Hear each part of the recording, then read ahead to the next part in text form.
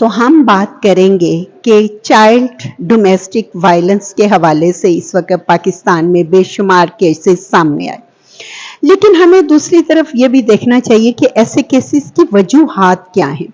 यकीनन वालिदैन गुर्बत के हाथों मजबूर हैं, लेकिन जिन बच्चों को गुर्बत में भी पढ़ने का मौका मिलता है वो बोर्ड्स में पोजीशन लेते हैं। दूसरी तरफ वालिदैन बच्चों के चाइल्ड अब्यूज के बेशुमार केसेस को जब देखते हैं और फिर अदालतों की तरफ से इंसाफ नहीं मिलता तो वो बददिल होकर कोशिश करते हैं कि बच्चे को इब्तदाई तौर पर किसी के घर में खड़ा कर दिया जाए, भट्ठे पे खड़ा कर दिया जाए, फैक्ट्री में भेज दिया जाए, क्योंकि वालिदैन का एक राय है कि शायद वहां पर उनके बच्चे महफूज हैं, जबकि मौजूदा हालात में जो तशद्दुद के वाक़यात सामने आए हैं उसके मुताबिक वो बच्चे महफूज नहीं हैं।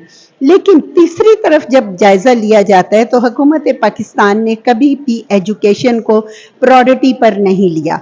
हमारे मुल्क में आबादी के तनासुब से स्कूल नहीं हैं, तालीमी इदारे नहीं हैं, रेशो के इतबार से टीचर्स नहीं हैं, और सबसे बड़ा अलमिया ये है कि हमारा सिलेबस हमारी कौमी ज़ुबान में नहीं है। हमारा सिलेबस हमारे जो माहौल है इन्वायरमेंट के मुताबिक नहीं है। हमारा मुल्क तो ज़राई मुल्क है, यहाँ पे ज़राअत के हवाले से तालीम देने की ज़रूरत है।